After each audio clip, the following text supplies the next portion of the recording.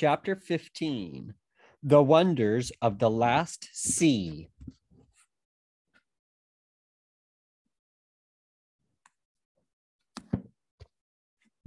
Very soon after they had left Ramandu's country, they began to feel that they had already sailed beyond the world.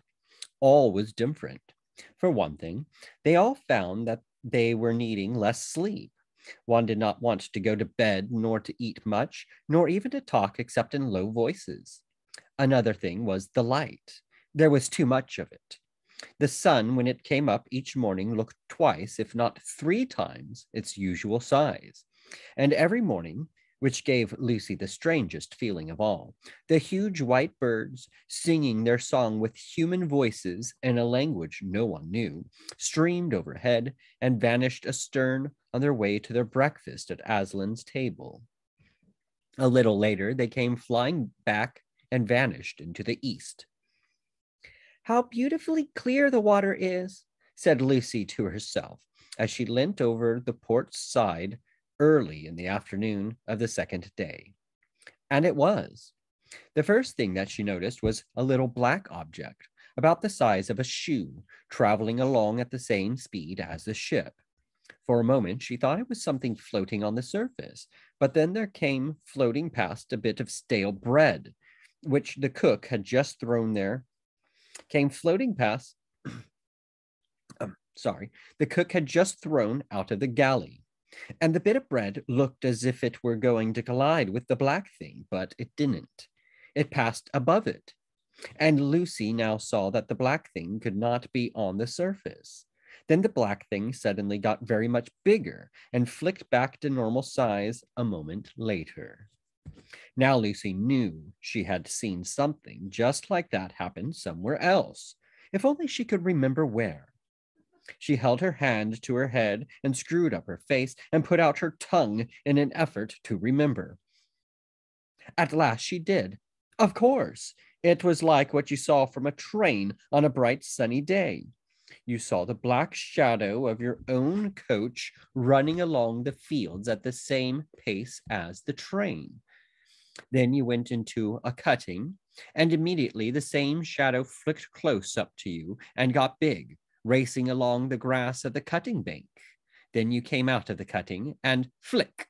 Once more the black shadow had gone back to its normal size and was running along the fields.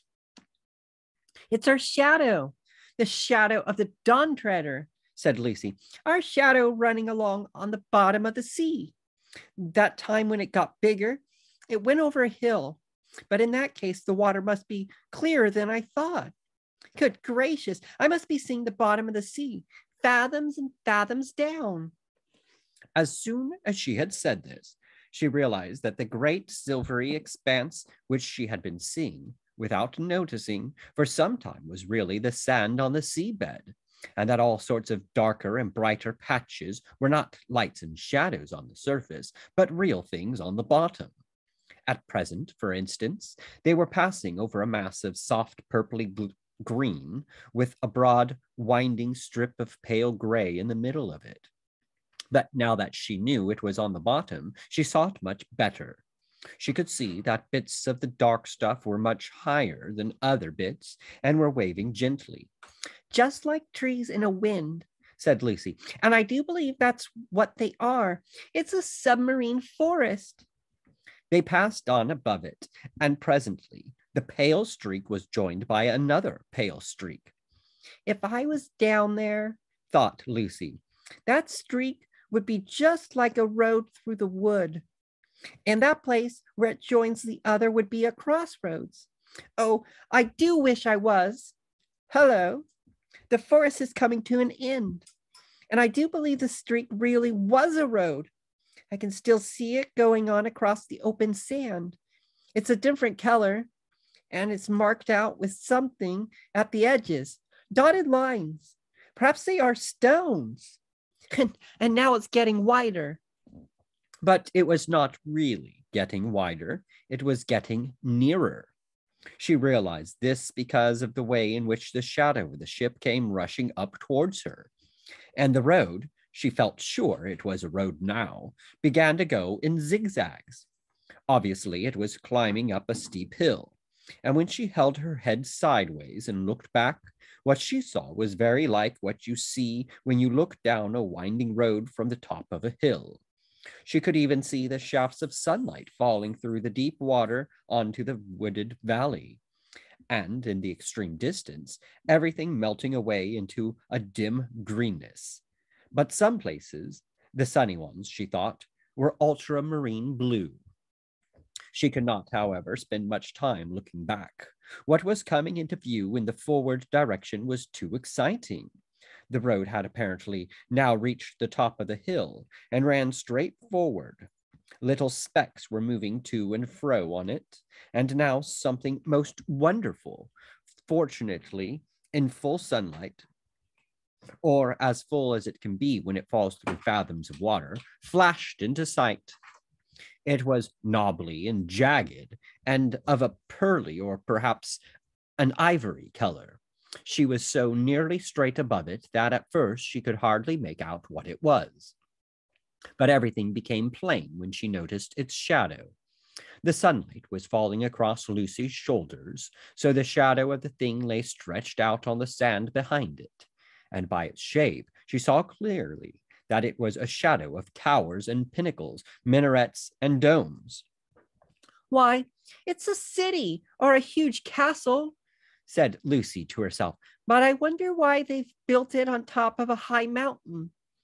Long afterwards, when she was back in England and talked all those adventures over with Edmund, they thought of a reason, and I'm pretty sure it is the true one. In the sea, the deeper you go, the darker and colder it gets. And it is down there in the dark and cold that dangerous things live. The squid and the sea serpent and the kraken. The valleys are the wild, unfriendly places. The sea people feel about their valleys as we do about the mountains, and feel about their mountains as we feel about valleys. It is on the heights, or as we would say, in the shallows, that there is warmth and peace. The reckless hunters and brave knights of the sea go down into the depths on quests and adventures, but return home to the heights for rest and peace, courtesy and counsel, the sports, the dances, and the songs. They had passed the city, and the seabed was still rising. It was only a few 100 feet below the ship now. The road had disappeared. They were sailing above an open park-like country, dotted with little groves of brightly colored vegetation. And then Lucy nearly squealed aloud with excitement. She had seen people.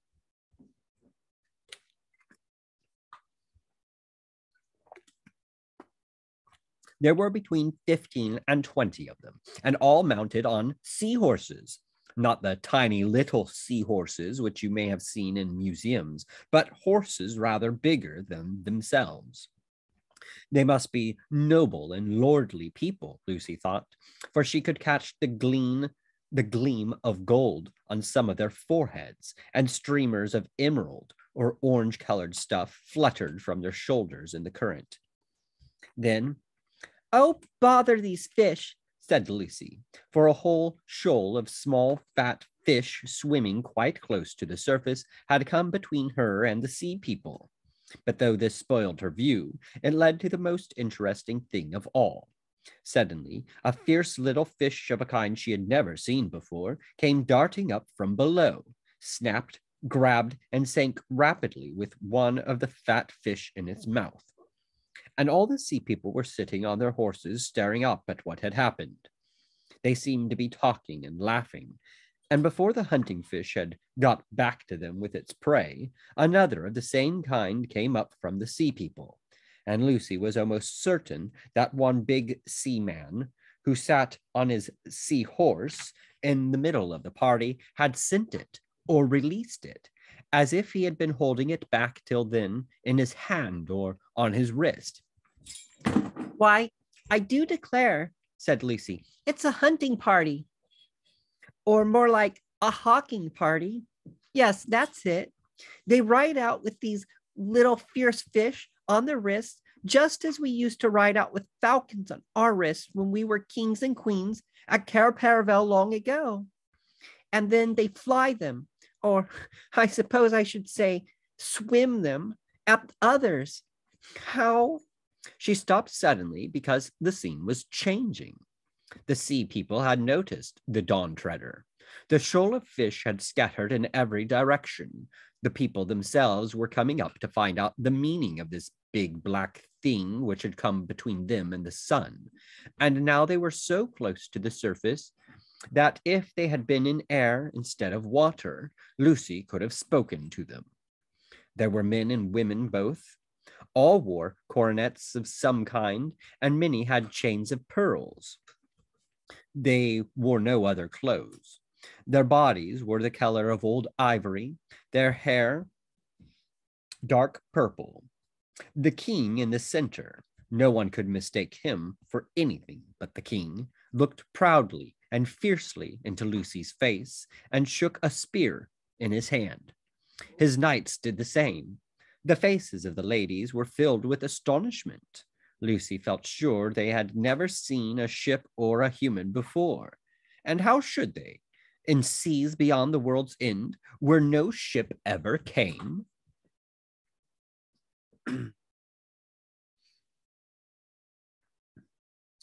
What are you staring at, Lou? Said a voice close beside her. Lucy had been so absorbed in what she was seeing that she started at the sound, and when she turned, she found that her arm had gone dead from leaning so long on the rail in one position. Drinian and Edmund were beside her. Look, she said. They both looked, but almost at once Drinian said in a low voice, Turn round at once, your majesties. That's right, with your backs to the sea. And don't look as if we were talking about anything important. Why, what's the matter? Said Lucy as she obeyed. It'll never do for sailors to see all that, said Drinian. We'll have men falling in love with sea women, or falling in love with the undersea country itself, and jumping overboard. I've heard of that kind of thing happening before in strange seas. It's always unlucky to see these people. But we used to know them, said Lucy, in the old days at Cair when my brother Peter was High King. They came to the surface and sang at our coronation. I think that must have been a different kind, Lou, said Edmund. They could live in the air as well as underwater. I rather think these can't. By the look of them, they'd have surfaced and started attacking us long ago if they could. They seem very fierce. At any rate, said Drinian. But at that moment, two sounds were heard. One was a plop. The other was a voice from the fighting top shouting, Man overboard! Then everyone was busy. Some of the sailors hurried aloft to take in the sail. Others hurried below to get out the oars. And Rents, who was on duty on the poop, began to put the helm hard over so as to come round and back to the man who had gone overboard. But by now, everyone knew that it wasn't strictly a man. It was Reepicheep. Drat that mouse, said Drinian. He's more trouble than all the rest of the ship's company put together. If there is any scrape to be got into, he will get. He ought to be put in irons, keel-hauled, marooned, have his whiskers cut off. Can anyone see the little blighter? All this didn't mean that Drinian really disliked Reepicheep. On the contrary, he liked him very much and was therefore frightened about him. And being frightened put him in a bad temper, just as your mother is much angrier with you for running out into the road in front of a car than a stranger would be. No one, of course, was afraid of Reepicheep's drowning, for he was an excellent swimmer, but the three who knew what was going on below the water were afraid of those long, cruel spears in the hands of the sea people. In a few minutes, the Dawn Treader had come round, and everyone could see the black blob in the water, which was Reepicheep. He was chattering with the greatest excitement, but as his mouth kept on getting filled with water, nobody could understand what he was saying.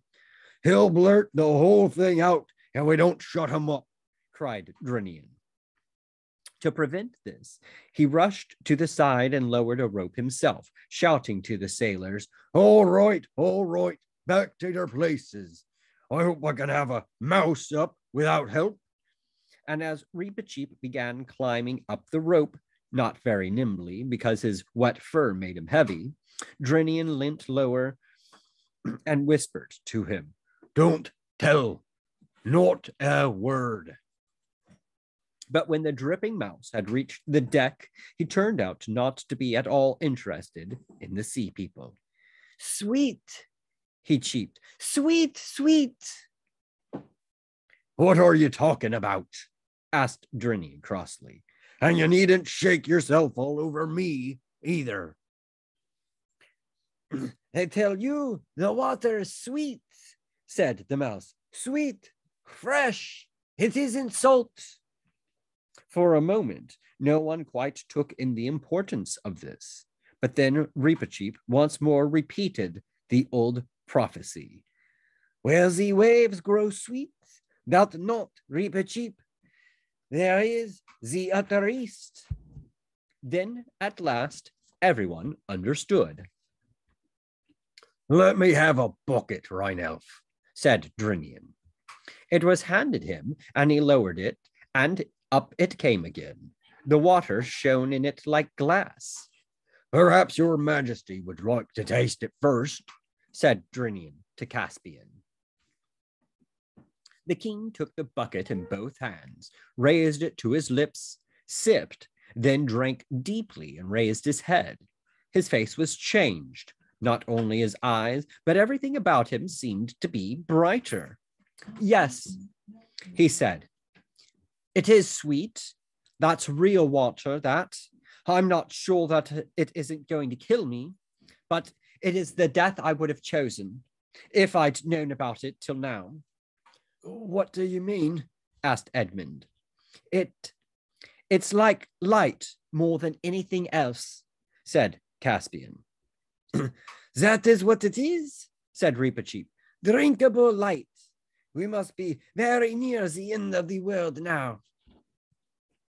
There was a moment's silence, and then Lucy knelt down on the deck and drank from the bucket. "It's the loveliest thing I've ever tasted," she said with a kind of gasp.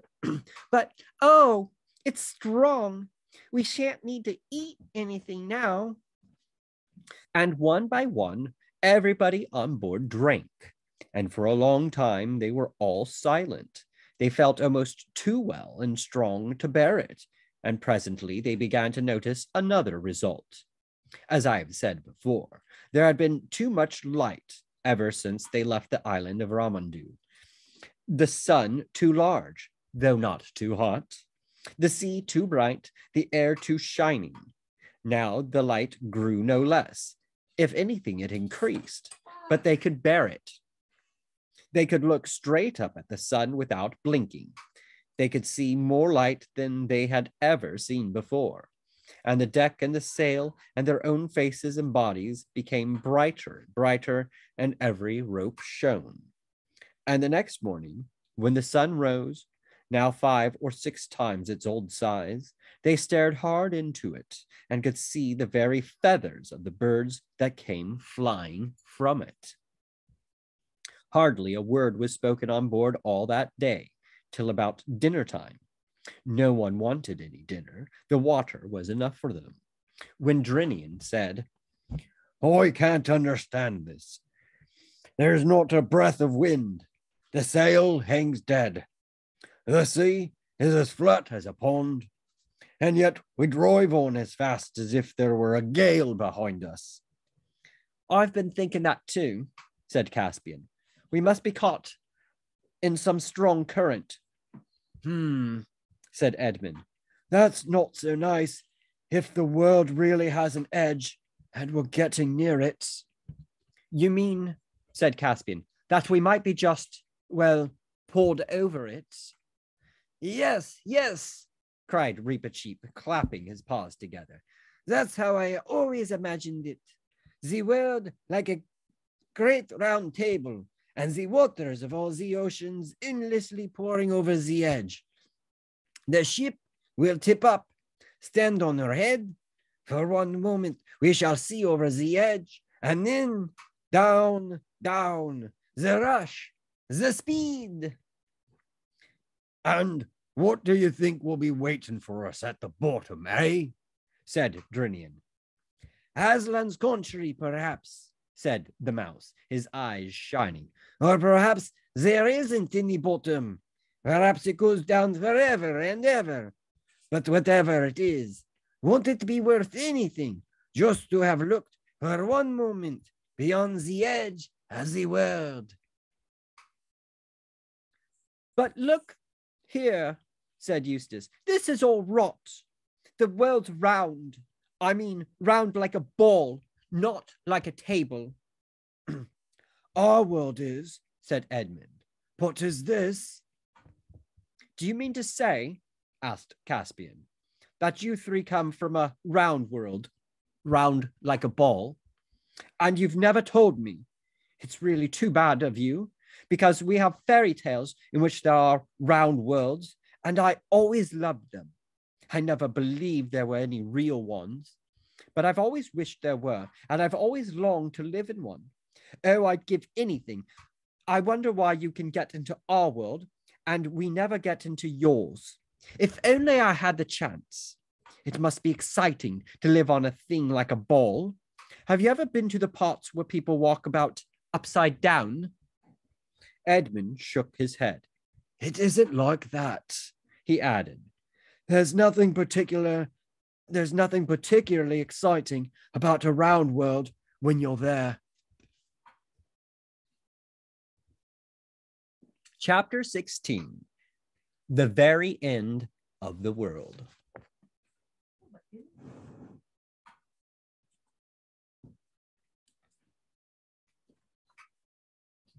Reepicheep was the only person on board besides Drinian and the two Pevinces who had noticed the sea people.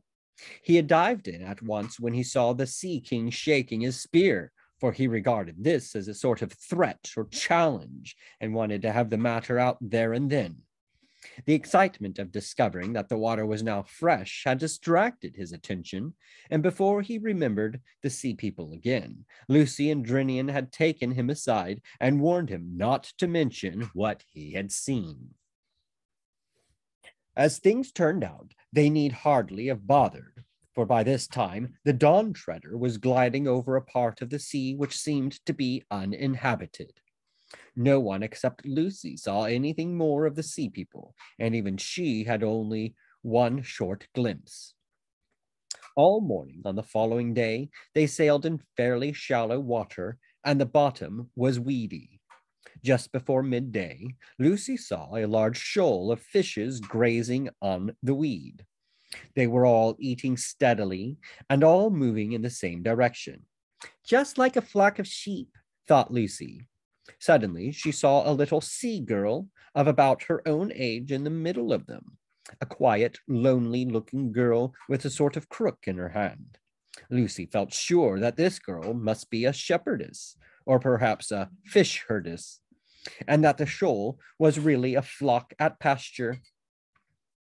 Both the fishes and the girl were quite close to the surface, and just as the girl, gliding in the shallow water, and Lucy, leaning over the bulwark, came opposite to one another, the girl looked up and stared straight into Lucy's face. Neither could speak to the other, and in a moment the sea girl dropped astern. But Lucy will never forget her face. It did not look frightened or angry like those of the other sea people. Lucy had liked that girl, and she felt certain the girl had liked her. In that one moment, they had somehow become friends.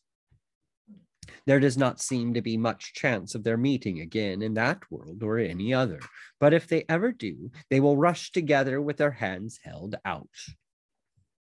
After that, for many days, without wind in her shrouds or foam at her bows, across a waveless sea, the Dawn Treader glided smoothly east. Every day and every hour, the light became more brilliant, and still they could bear it. No one ate or slept, and no one wanted to, but they drew buckets of dazzling water from the sea, stronger than wine, and somehow wetter, more liquid than ordinary water, and pledged one another silently in deep draughts of it. And one or two of the sailors who had been oldish men when the voyage began now grew younger every day. Everyone on board was filled with joy and excitement, but not an excitement that made one talk. The further they sailed, the less they spoke, and then almost in a whisper. The stillness of the last sea laid hold on them.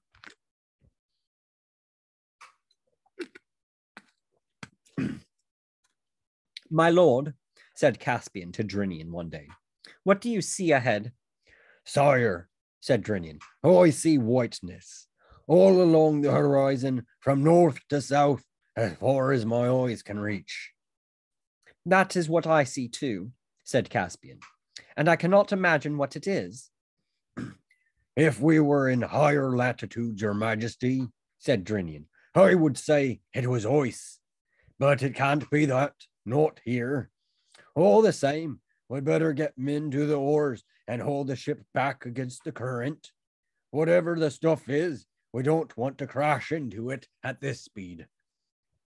They did as Drinian said, and so continued to go slower and slower. The whiteness did not get any less mysterious as they approached it. If it was land, it must be a very strange land, for it seemed just as smooth as the water and on the same level with it. When they got very close to it, Drinian put the helm hard over and turned the Dawn Treader south so that she was broadside on to the current and rowed a little way southward along the edge of the whiteness. In so doing, they accidentally made the important discovery that the current was only about 40 feet wide, and the rest of the sea was as still as a pond. This was good news for the crew, who had already begun to think that the return journey to Ramandu's land, rowing against stream all the way, would be pretty poor sport. It also explained why the shepherd girl had dropped so quickly astern. She was not in the current. If she had been, she would have been moving east at the same speed as the ship. And still, no one could make out what the white stuff was. Then the boat was lowered, and it put off to investigate. Those who remained on the Dawn Treader could see that the boat pushed right in amidst the whiteness. Then they could hear the voices of the party in the boat, clear across the still water, talking in a shrill and surprised way. Then there was a pause, while Rheinelf in the bows of the boat took a sounding. And when, after that, the boat came rowing back, there seemed to be plenty of the white stuff inside her. Everyone crowded to the side to hear the news. Lilies, your majesty, shouted Rheinelf, standing up in the bows. What? What did you say? Asked Caspian. Blooming lilies, your majesty, said Rheinelf. Same as in a pool or in a garden at home. Look, said Lucy, who was in the stern of the boat. She held up her wet arms full of white petals and broad, flat leaves. What's the depth, Rheinelf? Asked Drinian. That's the funny thing, Captain, said Rheinelf. It's still deep, 3.5 fathoms clear. They can't be real lilies, not what we call lilies, said Eustace. Probably they were not, but they were very like them. And when after some consultation, the Dawn Treader turned back into the current and began to glide eastward through the Lily Lake or the Silver Sea. They tried both these names, but it was the Silver Sea that stuck and is now on Caspian's map. The strangest part of their travels began. Very soon, the open seas which they were leaving was only a thin rim of blue on the western horizon. Whiteness, shot with faintest color of gold, spread round them on every side, except just astern, where their passage had thrust the lilies apart and left an open lane of water that shone like dark green glass. To look at, this last sea was very like the Arctic, and if their eyes had not by now grown as strong as eagles, the sun on all that whiteness, especially at early morning when the sun was hugest, would have been unbearable. And every evening, the same whiteness made the daylight last longer. There seemed no end to the lilies. Day after day, from all those miles and leagues of flowers, there rose a smell which Lucy found very hard to describe. Sweet, yes, but not at all sleepy or overpowering. A fresh, wild, lonely smell that seemed to get into your brain and make you feel that you could go up mountains at a run or wrestle with an elephant. She and Caspian said to one another, I feel that I can't stand much more of this, yet I don't want it to stop. They took soundings very often, but it was only several days later that the water became shallower. After that, it went on getting shallower. There came a day when they had to row out to the current and feel their way forward at a snail's pace, rowing, and soon it was clear that the Dawn Treader could sail no further east. Indeed, it was only by very clever handling that they saved her from grounding. Lower the boat, cried Caspian, and then call the men aft. I must speak to them. What's he going to do? Whispered Eustace to Edmund. There's a queer look in his eyes. I think we probably all look the same, said Edmund.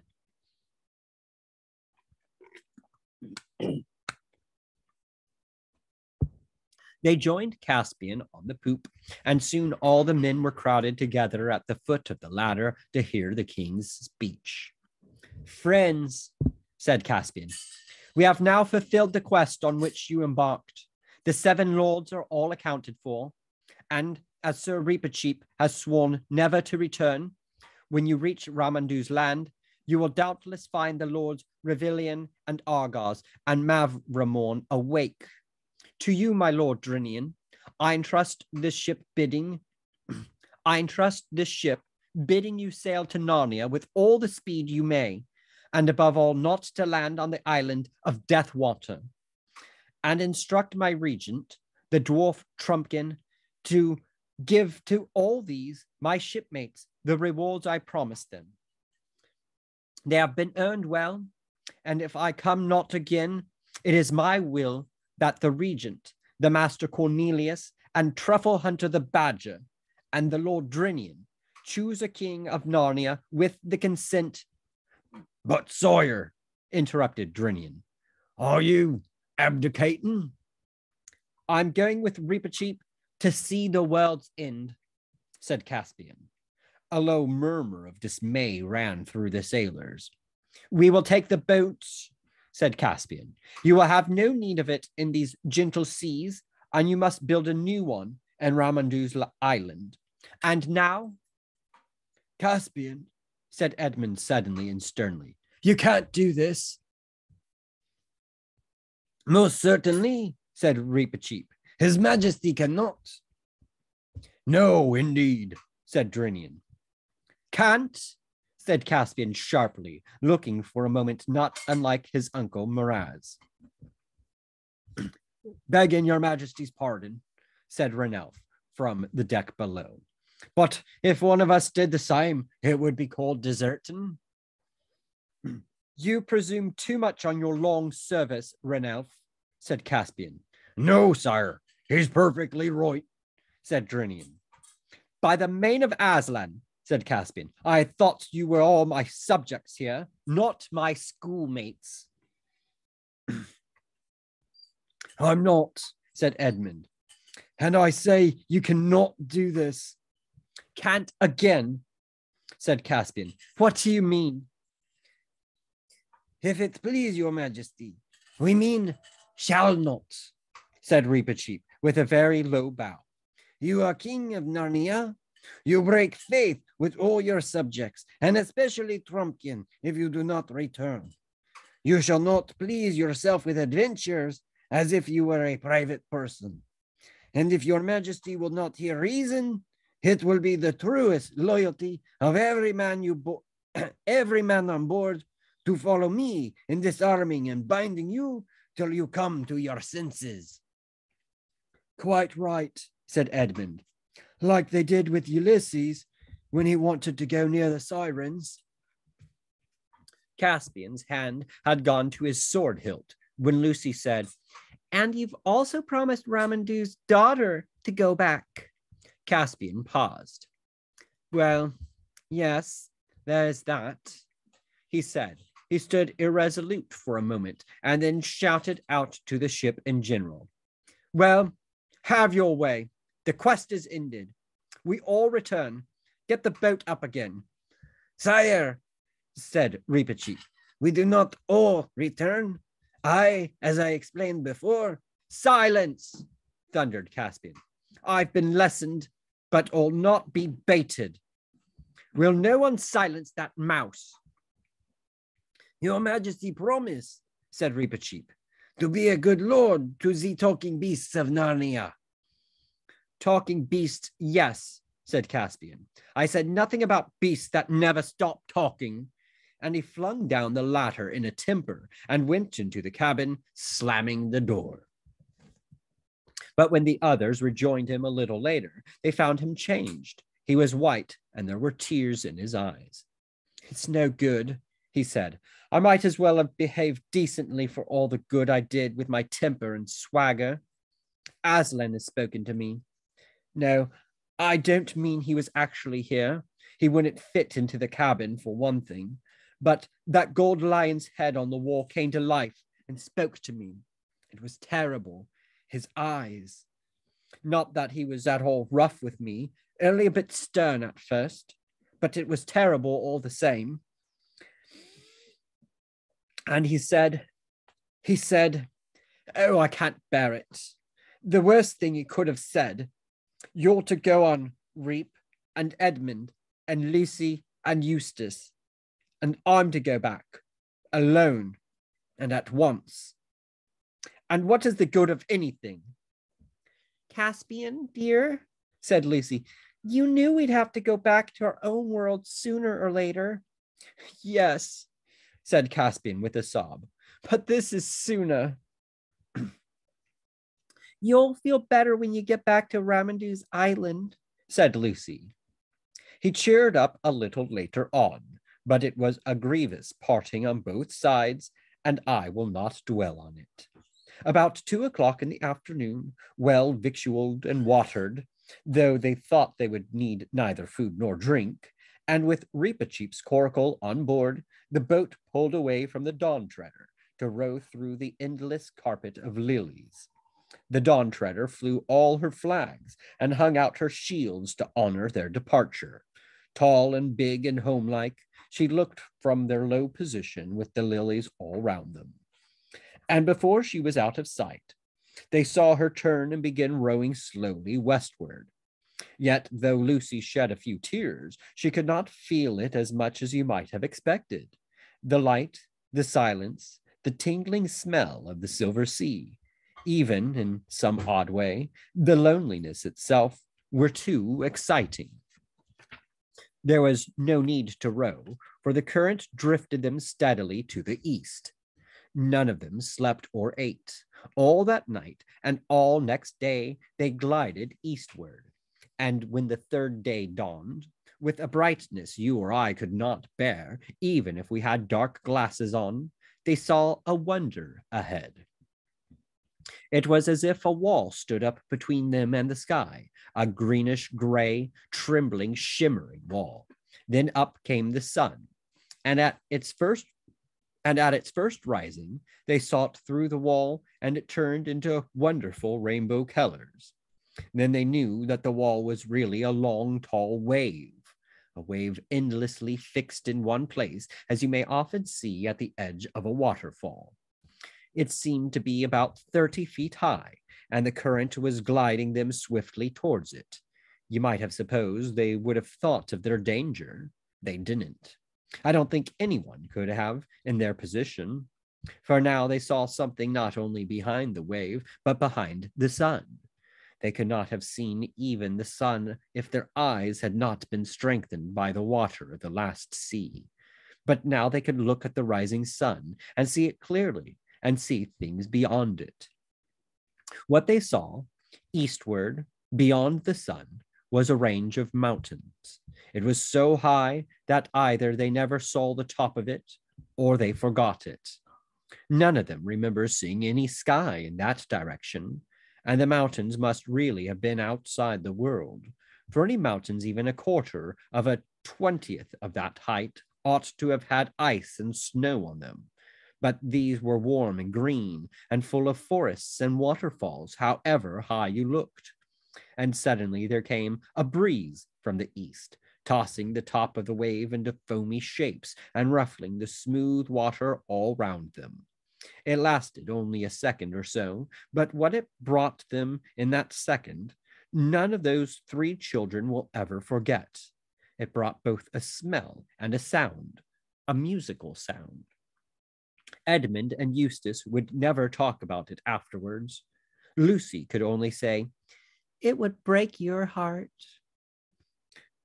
"Why?" said I. "Was it so sad?" "Sad? No," said Lucy. No one in that boat doubted that they were seeing beyond the end of the world into Aslan's country. At that moment, with a crunch, the boat ran aground. The water was too shallow now for it. "This," said Reepicheep, "is where I go alone." They did not even try to stop him, for everything now felt as if it had been fated or had happened before. They helped him to lower his little coracle. Then he took off his sword. "I shall need it no more," he said, and flung it far away across the lilied sea. Where it fell, it stood upright, with the hilt above the surface. Then he bade them goodbye, trying to be sad for their sakes, but he was quivering with happiness. Lucy, for the first and last time, did what she had always wanted to do, taking him in her arms and caressing him.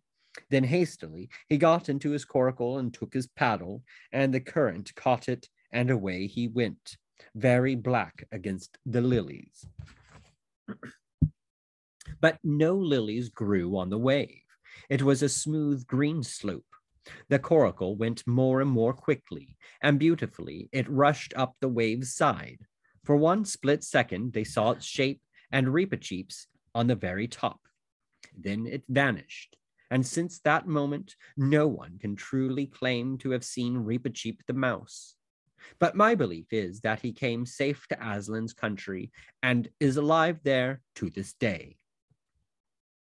As the sun rose, the sight of those mountains outside the world faded away.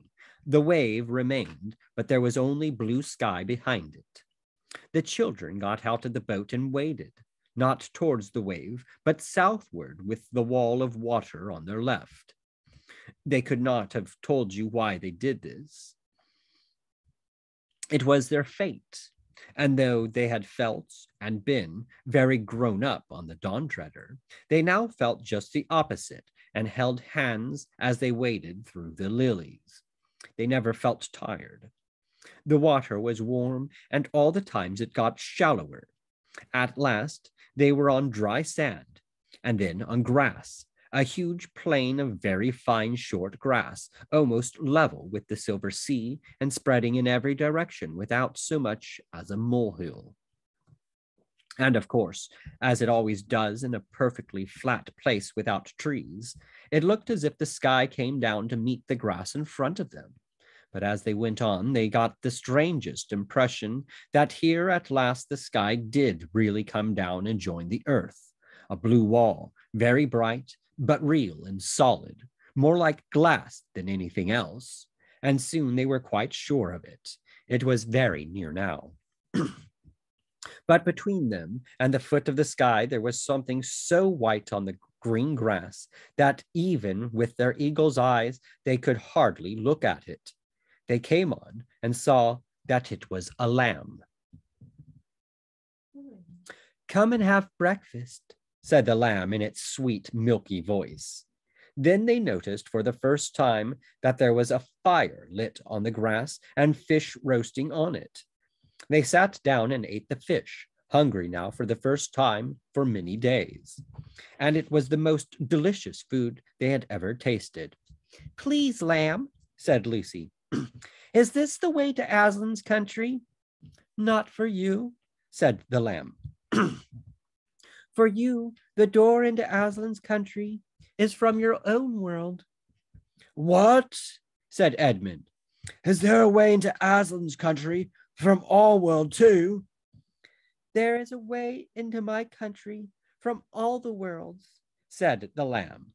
But as he spoke, his snowy white flushed into tawny gold, and his size changed, and he was Aslan himself, towering above them and scattering light from his mane.